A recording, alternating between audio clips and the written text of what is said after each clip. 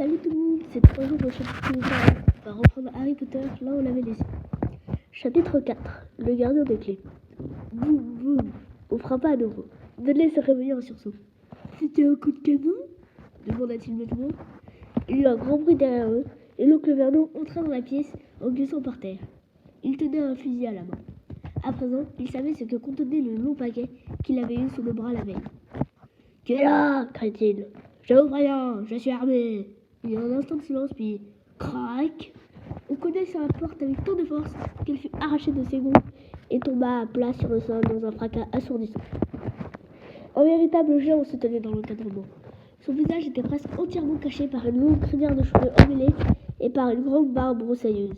Mais on voyait distinctement ses yeux qui voyaient comme deux scarabées noirs au milieu de ce froncement. Le géant se glissa à l'intérieur de la masure en inclinant la tête pour ne pas se cogner contre le plafond. Il se pencha, ramassa la porte et la remit sans difficulté sur ses gonds.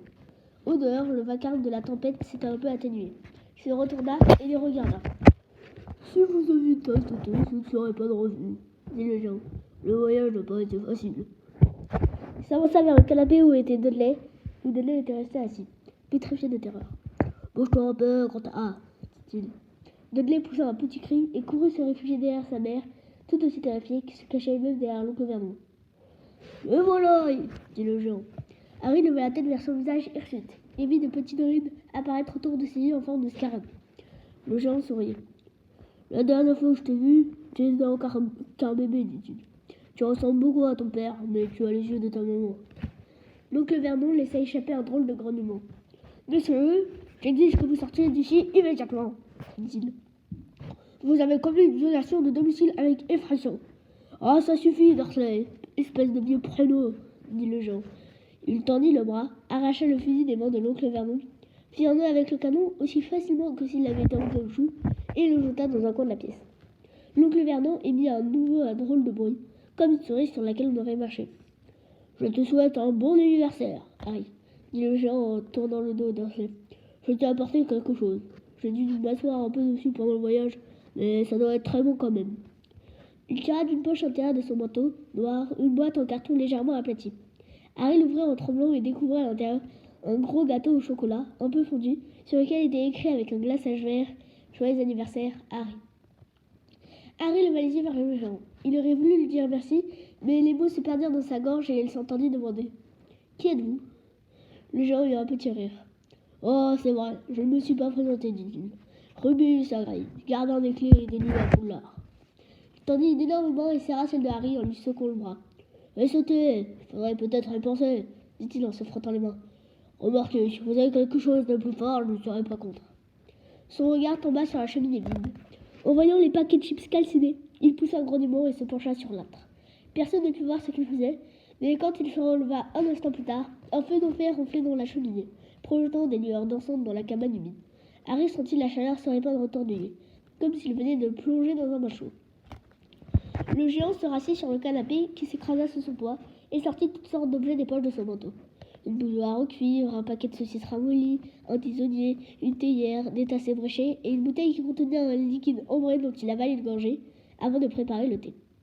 Bientôt, l'odeur des saucisses grillées qu'on entendait grésiller dans la cheminée se répandit dans la cabane. Tout le monde resta immobile et silencieux pendant que le géant s'affairait. Mais lorsqu'il fit glisser du tisonnier 6 grosses saucisses bien juteuses et légèrement brûlées, Dudley commença à frétiller. « Dudley, ne touche à ce qu'il te donnera, » s'écria l'oncle Vernon. Le géant eut un petit rire narquois. « Votre gros lard de fils n'a pas besoin d'en rester davantage, Dursley, ne vous inquiétez pas. » Il donna les saucisses à Harry, qui avait tellement faim que rien ne lui avait jamais paru aussi délicieux. Mais il n'arrivait pas à détacher ses yeux du géant. Finalement, comme personne ne semblait décidé à donner la moindre explication, il rompit le silence. « Je suis désolé, dit-il, mais je ne sais toujours pas qui vous êtes. » Le géant avala une gorgée de thé et s'essuya la bouche d'un revers de main. « Appelle-moi Hagrid, dit-il, comme tout le monde. Et je te l'ai dit, je suis gardien des clés à Poudlard. Tu sais déjà ce que c'est, Poudlard, j'imagine. » Non, répondit Harry. Hagrid parut scandalisé. Désolé, dit précipitamment Harry. Désolé, aboya Hagrid en se tournant vers les Dursley qui s'étassèrent sur eux-mêmes en essayant de disparaître dans la pénombre. C'est qui devrait être désolé. Je savais que tu ne recevais pas les lettres, mais j'ignorais que tu n'avais même pas entendu parler de Poudlard. Tu t'es donc jamais demandé où tes parents avaient appris tout ça ? Tout ça quoi? s'étonna Harry. Tout ça quoi? t'étonna Hagrid. Attends un peu. Il se leva d'un bond. Sa colère était telle qu'il semblait remplir tous les espaces de la cabane. Les Dursley s'étaient croquevillés contre le mur. Vous n'allez pas me dire, rugit Hagrid, que ce garçon ne sait rien sur rien. Harry pensa qu'il exagérait. Après tout, il était allé à l'école et il avait toujours eu de bonnes notes. Je sais quand même certaines choses, dit-il. J'ai fait des mathématiques et tout ça. Hagrid eut un geste dédaigneux de la main. Je voulais dire que tu ne sais rien de notre monde, de ton monde, de mon monde, du monde de tes parents. Quel monde? Hagrid paraît sur le point d'exploser. Dursley hurla-t-il. L'oncle Vernon, le temps les vides, marmonna quelque chose qui aurait pu vouloir dire. Mais non, mais quoi, mais pas du tout. Hagrid regarda Harry d'un air effaré. Il faut absolument que tu saches qui était ton père et ta mère, dit-il. Ils sont célèbres, et toi aussi tu étais célèbre. Quoi? Mais mon père et ma mère n'ont jamais été célèbres. Tu ne le sais pas, tu ne le sais pas. Hagrid passa les doigts dans ses cheveux, en fixant Harry d'un air abasourdi. Tu ne sais même pas qui tu es, dit-il enfin. L'oncle Vernon retrouva soudain l'usage de la parole. Ça suffit, ordonna-t-il. Ça suffit, monsieur. Je vous défends de dire quoi que ce soit à ce garçon. Même alors plus courageux que l'oncle Vernon aurait flanché devant le regard furieux qu'Hagrid lui adressa. Vous ne lui avez rien dit, répéta-t-il en détachant chaque syllabe de voix tremblante de rage. Rien dit du contenu de la lettre que Dumbledore avait laissée pour lui. J'étais là, j'ai vu Dumbledore déposer la lettre Dursley. Et vous lui avez caché ça pendant toutes ces années? Caché quoi? Dit précipitamment Harry. Ça suffit, je vous interdis, s'exclama l'oncle Vernon près de panique. La tante Pétinia eut une exclamation d'horreur. Je vais vous transformer en pâté tous les deux, pensa Hagrid. Aïe, je suis un sorcier. Un grand silence s'abattit soudain sur la cabane. On n'entendit plus que le bruit de la mer et le sifflement du vent. Je suis un quoi? balbutia Harry. Un sorcier, dit Hagrid, en s'appuyant contre le dossier du canapé qui craquait et s'écrasa un peu sous son poids. Et tu deviendras un sacré bon sorcier dès que tu auras un peu d'entraînement. Avec un père et une mère comme les tiens, ça ne peut pas en être autrement. Mais il est temps que tu lises ta lettre. Harry tendait la main et finit par prendre l'enveloppe de parchemin jauni sur laquelle était écrit à l'encre verte Émeraude. Monsieur Harry Potter, sur le plongeon de la cabane au sommet du rocher, en pleine mer. Il ouvrit l'enveloppe et lut la lettre qu'elle contenait. Collège Poudlard, école de sorcellerie. Directeur, Albus Dumbledore, demandeur du grand ordre de Merlin. Docteur S. Sorcellerie, enchanteur en chef, Manitou suprême de la Confédération internationale des mages et sorciers. Cher Monsieur Potter, nous avons le plaisir de vous informer que vous bénéficiez d'ores et déjà d'une inscription au Collège Poudlard. Vous trouverez ci-joint la liste des ouvrages et équipements nécessaires au bout d'un roulement de votre scolarité. La rentrée étant fixée au 1er septembre, nous attendons votre hibou le 31 juillet au plus tard. Veuillez croire, cher Monsieur Potter, aux expressions de nos sentiments distingués. Minerva McGonagall, directrice adjointe. Harry avait tellement de questions à poser qu'elles explosaient dans sa tête comme un feu d'artifice. Il ne savait pas par où commencer et il s'écroula quelques minutes avant qu'il se décide enfin à parler. Qu'est-ce que ça veut dire? Nous attendons votre hibou, bredouilla-t-il. Blugoroy, j'allais oublier, s'exclama Hagrid en se donnant sur le front une tape de la main qui aurait suffi à renverser un cheval de trait. Une seconde poche intérieure de son manteau tira alors un vrai hibou bien vivant qui avait l'air un peu froissé. Une longue plume d'oie et un rouleau de parchemin. La langue entre les dents, il se mit à griffonner un mot que Harry, face à lui, parvint à lire à l'envers. Monsieur le directeur, j'ai donné sa lettre à Harry. Je l'emmène acheter ses affaires demain. Le temps est affreux, j'espère que vous allez bien. Hagrid. Hagrid roula le billet et donna au hibou, qui le prit dans son bec. Puis il alla ouvrir la porte et jeta l'oiseau dehors, en pleine tempête. Il revint ensuite s'asseoir sur le canapé, comme si ce qu'il venait de faire n'était pas plus étonnant que de passer un coup de téléphone. Harry se rendit compte qu'il avait la bouche grande ouverte et il s'empressa de la refermer. Où en étais-je? dit Hagrid. À ce moment, l'oncle Vernon le tint toujours grisâtre, mais l'air furieux, vint se poster devant la cheminée. Il n'est pas question qu'il s'en aille, dit-il. Harry poussa un grognement. J'aimerais bien voir qu'un moinu dans votre genre s'avise de leur empêcher, dit-il. Quoi? demanda Harry intéressé. Un moinu, dit Hagrid. C'est comme ça que nous appelons les gens qui n'ont pas de pouvoir magique. Il manque de réchange, tu as rendu dans le plus incroyable famille de moinus que j'ai jamais rencontré. Quand nous l'avons pris avec nous nous sommes jurés d'en finir avec cette baliverne, dit l'oncle Vernon. Jurés qu'on allait le débarrasser de tout ça, un sorcier, et puis quoi encore? Vous le saviez? s'écria Harry. Vous saviez que je suis un sorcier? Nous le savions, hurla soudain la tante Pétunia d'une voix perçante. Bien sûr que nous le savions. Comment a-t-il pu en être autrement quand on sait ce que c'était ma maudite sœur? Un jour, elle a reçu une lettre exactement comme celle-ci, et elle est partie dans cette école. Quand elle revenait à la maison pour les vacances, elle avait les poches pleines de tétards, elle changeait les tasses de thé en ras d'égout. J'étais la seule à voir telle qu'elle était. Un monstre. Mais avec mon père et ma mère, il ne l'avait que pour elle. C'était Lily par-ci, Lily par-là. Ils étaient si fiers d'avoir une sorcière dans la famille. Elle s'interrompit pour respirer profondément, puis elle reprit sa tirade. On aurait dit qu'elle avait attendu des années avant d'oser dire tout ce qu'elle avait sur le cœur. Et puis elle a rencontré ce Potter, à l'école, répétait. Ils se sont mariés, et tu rêvé. Moi je savais que tu serais comme eux, aussi bizarre, aussi anormal. Et pour finir, quelqu'un l'a fait exploser et on a arrêté de toi. Arrête est devenu très pâle. Il mit un certain temps à retrouver sa voix. Exploser? Vous m'avez toujours dit que mes parents étaient morts dans un accident de voiture. Un accident de voiture? Roger Hagrid en sursautant si violemment que les Dursley retournèrent se terrer dans un coin de la cabane. Comment un simple accident de voiture aurait pu tuer Lily et James Potter? C'est une insulte, un scandale. Harry Potter ne connaît même pas sa propre histoire, alors que dans notre monde, tous les enfants connaissent son nom. Mais pourquoi? Qu'est-ce qui s'est passé? Demanda Harry avide de savoir. La colère disparut du visage de Hagrid. Il eut d'un air très mal à l'aise. Je ne m'attendais vraiment pas à ça, si je me inquiète. Quand Dumbledore m'a prévenu qu'il ne serait peut-être pas facile de te ramener, je ne me doutais pas que tu n'étais au courant de rien. Ah oui, je me demande si c'est moi qui suis le mieux placé pour de te révéler tout ça. Mais il faut bien que quelqu'un le fasse. Tu ne peux pas aller à Poudlard sans savoir. Lança un regard noir à Dursley. Je vais essayer de te dire ce que je peux, mais je ne pourrai pas te dire. Il y a de trop grands mystères derrière tout ça. Se laissa aller contre le dossier du canapé et contempla le feu pendant quelques instants avant de commencer son récit. Toute l'histoire commence à cause d'un personnage qui s'appelle... C'est vraiment incroyable que tu n'aies jamais entendu son nom alors que dans notre monde chacun connaît. Connais qui? Demanda Harry. Je n'aime pas beaucoup prononcer son nom quand je peux l'éviter. Personne ne sait ça. Pourquoi? Mon lieu de garde, Harry. Tout le monde a encore peur. Ah, beaucoup de diable. C'est tellement difficile. Voilà. Il y a eu un jour un sorcier qui a très mal tourné. Très mal tourné. Pire que ça même. Pire que tout ce qu'on peut imaginer. Pire. Il s'appelait... Hagrid avala sa salive. Mais aucun nom sortit de sa bouche. Vous pourriez peut-être l'écrire, suggéra Harry.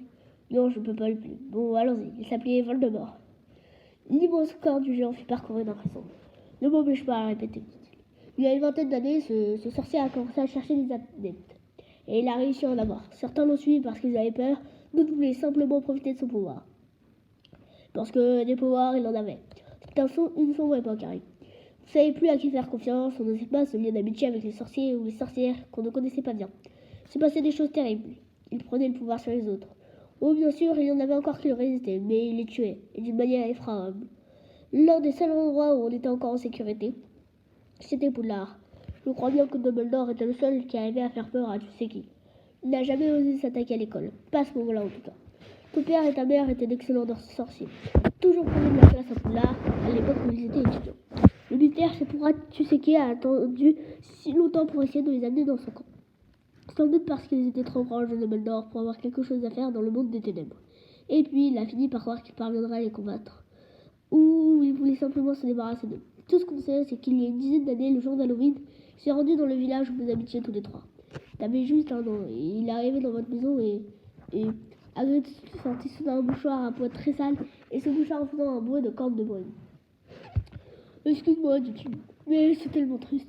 Je connaissais ton papa et ta maman et c'était les gens les plus charmants qu'on puisse jamais imaginer. Enfin, c'est comme ça. Tu sais qui les a tués. Ensuite, c'est là qu'un vrai mystère. Il a essayé de te tuer aussi. Il voulait sans doute faire le travail jusqu'au bout. Ou alors il aimait tuer tout simplement. Mais il n'a pas réussi. Si tu donc jamais demandé d'où te venait ta cicatrice que tu as sur le front, ce n'est pas une blessure ordinaire. C'est la trace du mauvais sort qu'il a lancé contre toi. Un mauvais sort si puissant qu'il a détruit tes parents et leur maison. Mais avec toi, ça n'a pas marché. Et c'est pour cette raison que tu es célèbre, Harry. Personne n'a jamais pu échapper parmi ceux qui avaient décidé de tuer. Personne sauf toi. Et pourtant, il a supprimé quelqu'un des plus grands sorciers et sorcières de l'époque. Les McKinnon, les Bones, les Perrott. Mais toi, tu n'étais qu'un bébé et tu as survécu. C'est ça quelque chose de très douloureux dans la tête de Harry. À mesure que Hagrid approchait de la fin de son récit, il revoyait le clair de lumière verte plus nettement que jamais. Pour la première fois de sa vie, se rappela aussi d'un rire cruel, sonore et glacé.